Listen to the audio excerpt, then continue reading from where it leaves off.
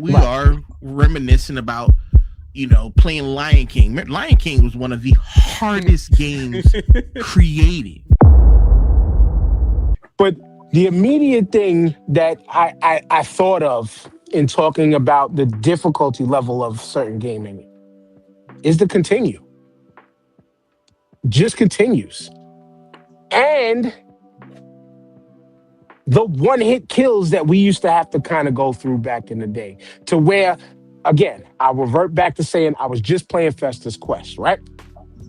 I get up to roughly to the same area that I get to that first, probably the only boss I've ever seen in the game, the alien thing with the arms that come out, if you ever played it, and the arms that just reach down the screen on a black screen and just hit you.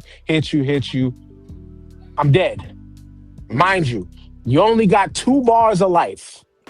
Only got 2 bars of life. Once you're drained, you're done. Game stops. You want to end or do you want to continue? I'll press continue. Continue brings you all the way back to the fucking start of the game. Where today's games, autosave. Got a checkpoint, yeah, and all that kind of Autosave all the fucking time. Now, checkpoints. I'm playing Sonic 2 the other couple, like last week sometime. Yeah, you got the checkpoints in the middle of the stages to where, yes, you die, you'll get to start back at the checkpoint. You die, you get to start back at the checkpoint. You lose all your lives, you don't have that save state to keep you back there. Mm-hmm. You got to go all the way back to the Green Hill Zone, all the way to the fucking beginning. But today's gaming, no matter how hard the game is, Wavy, you can pause that bitch at any time and pick it back up again. So can I let me jump in real quick. Go right from a standpoint of people playing games back in the day when we were younger required memorization, it required hand-eye coordination and repetitiveness. That's what made those games hard, because you basically had to learn the pattern of the game to play it. Yeah. Nowadays, most of us who've been gaming for a really long time, we don't need to use those skills anymore to play games. Mm-hmm. There are some games that require a little bit of, they require problem solving. Mm-hmm. Some hand-eye coordination, but with y'all console people and y'all aim assist, y'all don't really need to worry. I turn that off every time. Every time when if I see aim assist, I toggle that off every time. I hate aim assist. But it does. Newer games now require a different part of your brain to actually play them. And we are reminiscing about, playing Lion King. Lion King was one of the hardest games created. There's a reason why there's a phrase called NES hard. That's Genesis, but there's a reason why they created the phrase NES hard. And like you have games like Shinobi, Ninja Gaiden. These games were designed to punish the players. I just finished 4 and stuff like that. Like literally, like earlier today I just finished 4. And you had to fight like the I don't know if you're gonna play it, but you. I'm currently playing it. Oh, okay. Yeah, I ain't gonna say nothing. There's a certain boss fight in the end, not a boss fight, but a certain fight in the end. I was on that fight for at least like a half hour, almost. I know what you're talking about. Yeah, I think you know exactly what I'm talking about. I know what you're talking about. Like it's so difficult, and I've heard the stories of Ninja Gaiden being difficult, but it's so quick. You still got to parry. You still got to do all this and dodge at the right times. That's why it's the way it is. And I was just I was racking my brain like, yo, how do I do this? Those games are the best because like Dan said, I played Doom on the hardest level because I needed that challenge. One, I've been playing Doom since it came out long time ago. So I'm familiar with how Doom plays, how the mechanics work.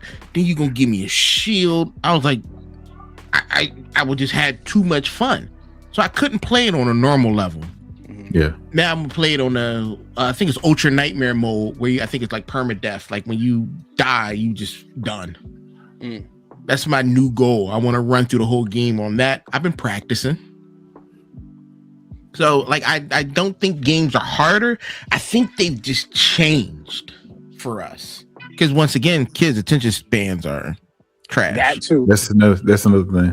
That's kind of what I was going to jump on with my point of.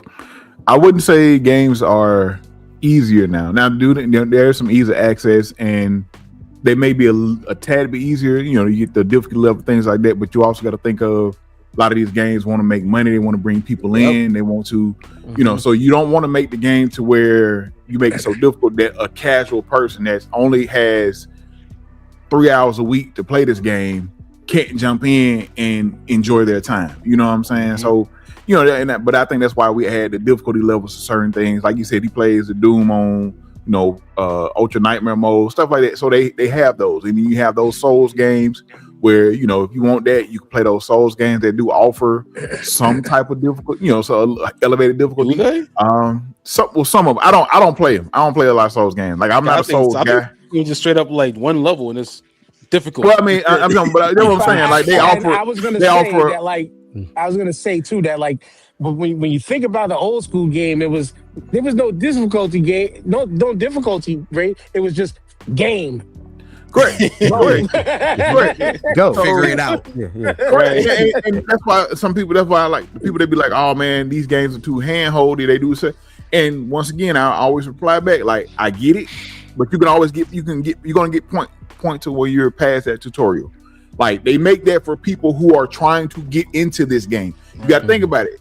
As people that we've been gaming for 30 plus years or whatever, we know a lot. We've had experiences. We've played back in the day. You got to think about it. It's kids nowadays that are younger than us, people that only have so much time to play. They want to push this game and make this game available to them. They don't want to just sell to us. They want it to sell to everybody else. So they do add those certain things in there so people can pick the game up or learn how to play this game the way that we've learned. So if you like God of War 2018 or the God of War games, those, like, you can go through the game and play through it. But like, if you wanted to test your skill, you had to fight the Valkyries. Fighting those Valkyries, right? Yeah. You talking about, you want a level of difficulty? Fight the Valkyries. You want? I fought one. You know what I'm saying? That's what I'm saying. You know what I'm saying? Was that Valhalla? Either one of them. I think they're both of them. They're in both of them. Ragnarok in 2018. Yeah.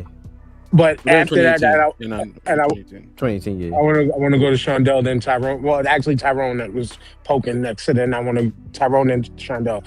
But even with all that being said, which is correct, you got to find that way to get people in, to get more masses in, for the companies to gain more money behind these games, right? But when you were at them Valkyries, did losing to them Valkyries make you go all the way back to the beginning to start God of War from the top? No, because the Valkyrie was a side thing. So you have those games where you get like if you want that, those are more like they offer that, but they also, those are like rogue like games. Yeah. So like the game I was talking about, Absalom, where you'll be playing. Once you die, there's no save point. You start all the way over. Like you go you go back to like the little HUD world and you get your stuff. You can add little things to kind of help your run out, and then you go back and do another run where you try to get to the end without completely dying. They have games like this still. But you don't lose everything, but you occasionally got to start from the beginning. You start from the beginning, but you lose what say for instance, like you pick up like level ups or something doing your playthrough, doing your run. When you die, you lose that. Now you can unlock them and then go pick them up and add them on or whatever. If you got enough points or whatever from your run, you can do that. But if not, you got to start just as you were previously from the start of that run, like from that previous run. Yeah, that's the same thing with those styles.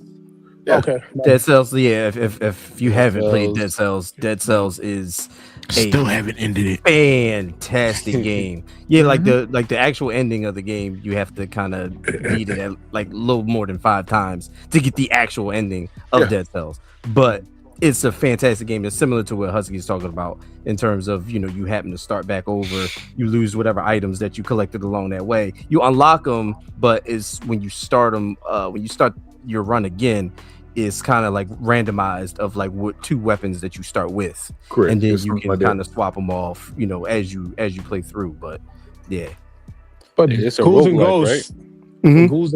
but Ghouls and Ghosts is you start off as King Arthur and you got to then get your armor, and then once you lose your armor, 2 hits and you're done for, and then you got to go back to the dun, dun, dun, dun, dun, dun, and then start the whole bitch over again. Which salute to you speed runners out there who done cracked the code. There's no code, but who cracked the code in the difficulty in a lot of these games and beating I these shits in don't be like getting 10 minutes. speedrunners. I don't be getting that. But Tyrone, go ahead.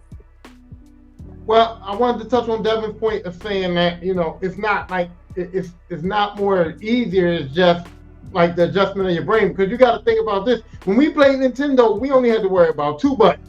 And one of them was jump and one of them was shoot, or whatever the case may be, right? Now we got 10, sometimes 12 buttons we got to worry about to do all these different things. So your brain is working differently because you got a lot of more shits doing more buttons. But I also wanted to say, so it's different. It's not the difficulty because you only had to worry about 2 buttons and you had to worry about the patterns and all that. But then, as y'all can see, my name says Cuphead Quitter because I went and I got Cuphead, and Cuphead is one of those games like back in the day where you had to you gotta dodge and shoot. That's pattern recognition. And it's so much fun to play, and it took me back to my childhood. But it is terribly difficult to the point where me and my daughter put it on the regular standard difficulty to beat it, and they fuck you over because when you get to the end with the standard difficulty, you can't go to the last level.